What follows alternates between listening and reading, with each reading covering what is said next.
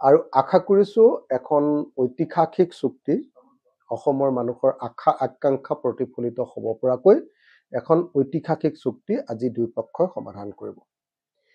এতিয়া চুক্তিখন ঐতিহাসিক হ'বনে নহ'ব সেইটো নিৰ্ভৰ কৰিব আলফাই তুলি ধৰা যিটো মূল প্ৰশ্ন আছিলে।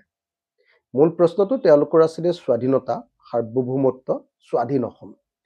স্বাধীন অসমটো আৰু এনেকৈ আলোচনাৰ মাজেদি আৰু এনেকুৱা দুৰ্বল সংগ্ৰামৰ মাজেদি ডেফিনেটলি নাপায়, কিন্তু মূল প্ৰশ্নটো স্পৰ্শ কৰা বিষয়বিলাক যদি উলিয়াই নিব পাৰে তেতিয়াহ'লে আলফাৰ এই আলোচনা খুব অৰ্থপূৰ্ণ হ'ল বুলি আমি ভাবিব পাৰিম।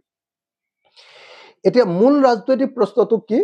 মূল ৰাজনৈতিক প্ৰশ্নটো এনেকৈ আলোচনাৰ মাজৰ কাৰণে অসমৰ কাৰণে বিশেষ ঐতিহাসিক হ'বনে নহ'ব সেইটো নিৰ্ভৰ কৰিব আলফাই অসমৰ কাৰণে বিশেষ ৰাজনৈতিক আৰু অৰ্থনৈতিক অধিকাৰ সুনিশ্চিত হ'লহেঁতেন ভাৰতৰ সংবিধানৰ ৩৭০ অনুচ্ছেদটো যদি আমি প্ৰশ্নটো তেওঁলোকৰ আছিলে, ইতিমধ্যে বিজেপি চৰকাৰে সেইটো জম্মু কাশ্মীৰৰ কাৰণে নাইকিয়া কৰি পেলালে, গতিকে সেইটোতো এতিয়া অপ্ৰাসংগিক। বাকী ভাৰতৰ সংবিধানে দিয়া ৰক্ষা কৱচটো ৰাজ্য এখনৰ কাৰণে কি কি আছে? ভাৰতৰ সংবিধানে দিয়া ৰক্ষা কৱচটো আছে 371A পৰা 371Jৰ ভিতৰত। 371A আছে নাগালেণ্ডক দিছে, আপোনালোকে সকলোৱে জানে। 371Aৰ জৰিয়তে নাগালেণ্ডক মাটিৰ অধিকাৰ আৰু মাটিৰ তলত থকা সম্পদৰ অধিকাৰ দিছে। এতিয়া অসমক যদি 371A দি দিয়ে বিশেষ ৰাজ্যৰ মৰ্যাদা, তেতিয়াহ'লে কি হ'ব? অসমৰ মাটিৰ ওপৰত অসমৰ মাটি বাহিৰৰ মানুহে কিনা বেচা কৰিব নোৱাৰিব, ১ নম্বৰ। ২ নম্বৰ, অসমৰ মাটিত থকা এই যে লিডু মাৰ্ঘেৰিটা, কাৰ্বি আংলং বা আপোনাৰ এনচি হিলছৰ যিটো কয়লা, সেই কয়লাৰ ওপৰত অধিকাৰ পাই যাব। তেতিয়াহ'লে অসমে অহা ৫০ বছৰলৈ ৰেভিনিউ ডেফিচিট হৈ নাথাকে আৰু পুৰা ধনী ৰাজ্যত পৰিণত হৈ যাব। তাৰ পাছত আহিব কি? অসমৰ মাটিৰ তেল, খাৰুৱা তেল, তাৰ ওপৰত অধিকাৰ, চূণশিলৰ ওপৰত অধিকাৰ, এইবিলাকৰ ওপৰত অধিকাৰ অসমৰ হ'ব। এতিয়া অসমৰ খাৰুৱা তেলৰ পৰা আমি 12.5% ৰয়েলটি পাওঁ, তেতিয়া আমি মালিক হৈ যাম। তেতিয়া ONGC অইল এইবিলাক আমাৰ তলত আহি যাব। তেতিয়াহ'লে আমি ডেফিনেটলি অসম এখন ধনী ৰাজ্যত পৰিণত হ'ম।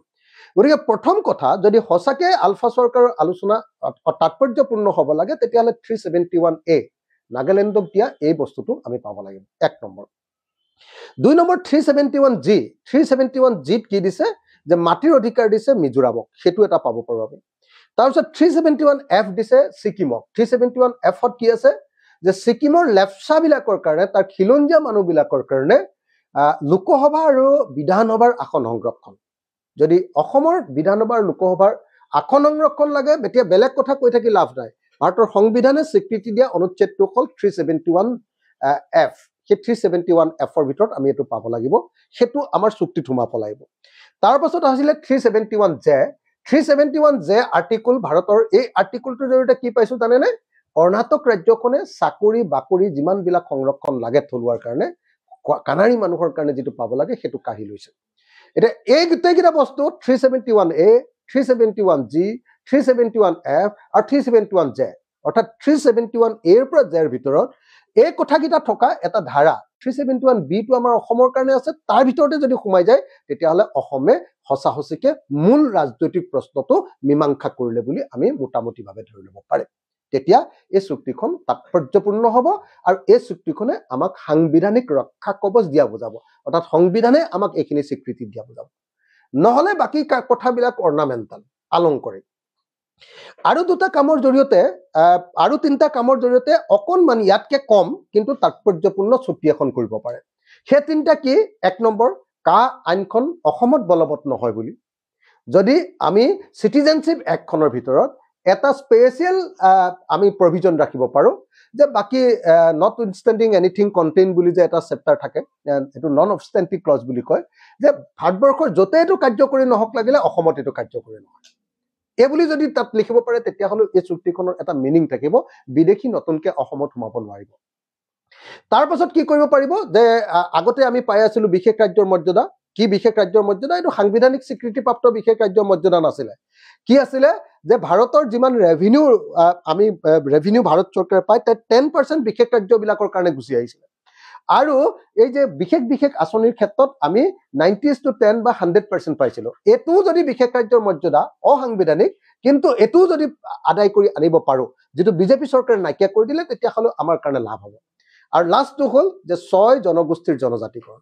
যদি 6 জনগোষ্ঠীৰ জনজাতিকৰণ কৰাব পাৰোঁ, আৰু সেইটো কিন্তু আৰ্টিকল 342 অধীনত হ'ব লাগিব 342 বেলেগ জনজাতিবিলাকক যেনেকৈ জনজাতিকৰণ দিছে তেনেকৈ যদি জনজাতিকৰণ অসমৰ 6 জনগোষ্ঠীক কৰাব পাৰোঁ আৰু লগতে যদি আমি কলিতাসকলকো তাৰ ভিতৰত সাঙুৰি ল'ব পাৰোঁ তেতিয়াহ'লে অসমৰ খিলঞ্জীয়া মানুহৰ হাতত ৰাজনৈতিক অধিকাৰটো ৰৈ যাব গতিকে এইকেইটা কামৰ জৰিয়তে চুক্তিখন তাৎপৰ্যপূৰ্ণ কৰিব পাৰে কিন্তু সেইখন নকৰি যদি এনেকুৱা হয় যে আলফা কেডাৰৰ সংস্থাপনৰ কাৰণে চুক্তি আলফা কেডাৰৰ সংস্থাপনটো গুৰুত্বপূৰ্ণ এইটো বেয়া বুলি মই নকওঁ কিন্তু আলফা কেডাৰৰ সংস্থাপনৰ কাৰণেতো অসমত 60,000 মানুহ মৰা নাছিলে ন এইটোতো নহয় অসমত 30,000 আলফা ডেকালৰে মৃত্যুবৰণ কৰিছে আৰু আলফাই মাৰিছে আকৌ 30,000 গতিকে 60,000 মান মানুহ মৰিছে ন অসমত এনেকে তো এনেকুৱা 60,000 বা 50,000 বা 40,000 বা 30,000 মানুহৰ মৃত্যু হোৱা এটা ব্যাপক মানে সহস্ত সংগ্ৰামৰ ৰিজাল্টটো কেতিয়াওতো আৰু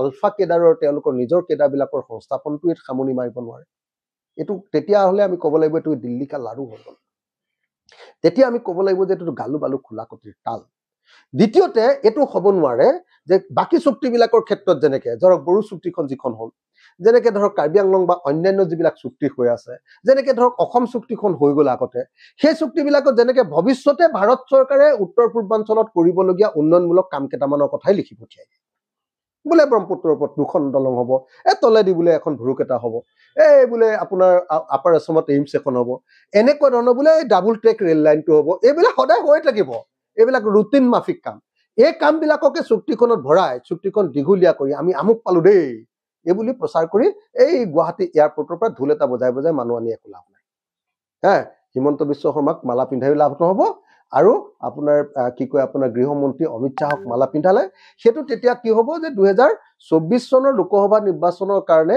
আলফাই মানে কেম্পেইন কৰি দিয়া হ'ব আৰু তাৰ বাহিৰে বেলেগ একোটো নহ'ব আজিৰ চুক্তিখন যাতে বিজেপিৰ মানে নিৰ্বাচনী ইস্তাহাৰ এখন হৈ নপৰে যাতে অসমৰ কাৰণে এইটো যাতে নহয় এইটো যাতে হ'ব নোৱাৰে তাৰ কাৰণে ৰাজনৈতিক অৰ্থপূৰ্ণ এখন চুক্তি কৰিবৰ কাৰণে চেষ্টা কৰিব লাগিব তাৰোপৰি আৰু এটা কথা মই যিমান দূৰ খবৰ পাইছোঁ যে OBC বিলাকৰ কাৰণে সংৰক্ষণ বিচাৰিব আৰু OBCৰ কাৰণে সংৰক্ষণটো কেতিয়া এই যেতিয়া সমষ্টি পুনৰ নিৰ্ধাৰণ ভৱিষ্যতে হ'ব কেতিয়া হ'ব 31 চনৰ লোকপিয়ল প্ৰকাশ হোৱাৰ পাছত সমষ্টি পুনৰ নিৰ্ধাৰণ হ'ব আৰু সেই সময়ৰ কাৰণে 6 জনগোষ্ঠীৰ বা OBCৰ আসন সংৰক্ষণৰ প্ৰশ্নটো যদি আনে তেতিয়াহ'লে এইটোকো আমি গালু বালু খোলা কটিৰ তাল বুলি ক'ব পাৰিম এইটো কোনো মিনিং নাই চৰকাৰ তেতিয়ালৈ পৰিৱৰ্তন হ'ব তেতিয়া সেইবিলাকৰ কোনো ভিত্তি নাথাকিব গতিকে মই ভাবোঁ যে আজিৰ দিনটোৰ যদি সঁচাকৈ মই আশা কৰিম যে আলফাই দিল্লী কা লাৰু খাই নাহিব মই আশা কৰিম আলফাই দায়বদ্ধতাৰ পৰিচয় দিব মই আশা কৰিম যে আলফাই বিজেপি চৰকাৰৰ শ্ৰুতলিপিত যাতে এখন চুক্তি কৰি আহি ইয়াত এনে ঢাক ঢোল কোবাই নাথাকেহি হতা ঢোল এটা যাতে কোনেও নোকোবাই বিজেপিও যাতে নোকোবাই আৰু মানুহে যে কৈ থাকে যে একদম হিমন্ত বিশ্ব শৰ্মাৰ বিৰাট দক্ষ মুখ্যমন্ত্ৰী এক্সপাৰ্ট একদম দিল্লীত তেওঁৰ বিৰাট কদৰ আছে তেওঁক প্ৰধানমন্ত্ৰীয়ে ভাল পায় আমুকে গৃহমন্ত্ৰীয়ে ভাল পায় তো এই ভাল পোৱাবিলাকৰ ৰিজাল্টটো কি যদি আজিৰ দিনটোত অসমৰ মূল ৰাজনৈতিক প্ৰশ্নটো আলফা চৰকাৰৰ আলোচনাৰ মাজত আনিবই নোৱাৰে যদি অৰ্নামেণ্টেল আলংকাৰিক কথা কেইটামান দি ইয়াত এটা ইউফৰিয়া তৈয়াৰ কৰিবলৈ চেষ্টা কৰি ইয়াত এটা উৎসৱৰ পৰিৱেশ তৈয়াৰ কৰি ইয়াত মালা পিন্ধি যদি 2024 চনৰ লোকসভাৰ নিৰ্বাচনটোত বিজেপি বৈতৰণি পাৰ খোৱাৰ কাৰণে চেষ্টা কৰে তেতিয়াহ'লেতো এইটোৰ পৰাতো এইটোতো গাটছ থকা মুখ্যমন্ত্ৰী বুলি আমি ক'ব নোৱাৰিম যদি গাটছ আছে ভাই 371 এ পৰা 371 জে আনা অসমৰ কাৰণে আলফাৰ লগত চুক্তি হৈছে এইটো খুব ধুনীয়া সুযোগ এজন মুখ্যমন্ত্ৰীৰ কাৰণে এইটো কৰি দেখুৱাই দিয়া তেতিয়া ক'ম যে মুখ্যমন্ত্ৰী আমাৰ দৰকাৰী মুখ্যমন্ত্ৰী দেই নহ'লে ক'ম যে এইটো দিল্লী কা লাৰু খোৱা মুখ্যমন্ত্ৰী দিল্লীৰ এজেণ্ট দিল্লীৰ দালাল মুখ্যমন্ত্ৰী তাৰ বাহিৰে কি ক'ব লাগিব কওক মই আশা কৰোঁ যে আজিৰ চুক্তিখন তাৎপৰ্যপূৰ্ণ আজিৰ চুক্তিখন ঐতিহাসিক চুক্তি হওক আৰু আজিৰ চুক্তিখন ঐতিহাসিক চুক্তি হ'বলৈ হ'লে অসমৰ মূল ৰাজনৈতিক আৰু অৰ্থনৈতিক অধিকাৰৰ প্ৰশ্নটো এই চুক্তিখনে স্পৰ্শ কৰিব লাগিব ইনক্লুড কৰিব পাৰিব লাগিব আৰু ইনক্লুড কৰিবলৈ হ'লে আৰ্টিকল 371 এৰ পৰা 371 জেটো পাব লাগিব আৰু তেতিয়া সাংবিধানিকভাৱে আমি সুৰক্ষা কৱচ পাই যাম অসমে দ্বিতীয়তে সাংবিধানিকভাৱে সুৰক্ষা কৱচ নাপালেও আইনগতভাৱে আমি 3টা বস্তু পাব পাৰোঁ এটা হ'ল যে বিশেষ ৰাজ্যৰ মৰ্যাদাটো ঘূৰাই অনা অসমৰ আগতে পাই থকা বিজেপিয়ে কাটি পেলোৱা বিশেষ ৰাজ্যৰ মৰ্যাদাটো ঘূৰাই অনা 2 নম্বৰ কাখন অসমত প্ৰয়োগ নহয় বুলি নিশ্চয়তা প্ৰদান কৰা কাৰণে নাগৰিকত্ব আইনত এটা নন অবষ্টেণ্টিক ক্লজ সংযোজন কৰা এইটো 2 নম্বৰ আৰু ৩ নম্বৰ কথাটো হ'ল যে আপোনাৰ অসমৰ ৬ জনগোষ্ঠীৰ ৩৪২ নম্বৰ অনুচ্ছেদত ৬ জনগোষ্ঠী আৰু লগতে কলিতাসকলকো জনজাতিকৰণ কৰাৰ ব্যৱস্থা কৰে। তেতিয়া ৰাজনৈতিক অধিকাৰ অসমৰ মানুহৰ থলুৱা মানুহৰ কাৰণে আহিব। এই তিনিটা যদি ইনক্লুড কৰিব পাৰে তেতিয়াহ'লেও মই ভাবোঁ যে এখন তাৎপৰ্যপূৰ্ণ ৰাজনৈতিক চুক্তি, নহ'লে দিল্লী কা লাৰু। আৰু আশা কৰোঁ দিল্লী কা লাৰুলৈ অসমলৈ আলফা নেতৃত্ব ঘূৰি নাহিব। আৰু কেদাৰসকলৰ সংস্থাপন আৰু ভাৰত চৰকাৰে ভৱিষ্যতে কৰিবলগীয়া কিছুমান উন্নয়নমূলক কাৰ্যসূচীকে বিৰাট ডাঙৰ আমি কাম কৰিলোঁ বুলি যাতে ফটাঢোল যাতে ইয়াত নকোবায়, তাৰ কাৰণেও মই আলফা নেতৃত্বক আহ্বান জনাইছোঁ। আলফা নেতৃত্বই এইটো হৃদয়ংগম কৰা দৰকাৰ যে তেওঁলোকৰ নেতৃত্বত চলা সংগ্ৰামে অসমত 40, 50, 60 হাজাৰ মানুহৰ মৃত্যুবৰণ কৰালে। আৰু তাৰ পাছত কৰা চুক্তিখন যাতে দিল্লী কা লাৰু হ'ব নোৱাৰে, দিল্লীৰ পকেটত সোমাই যাতে তেওঁলোক নাহে, তাৰ কাৰণে আশা ব্যক্ত প্ৰকাশ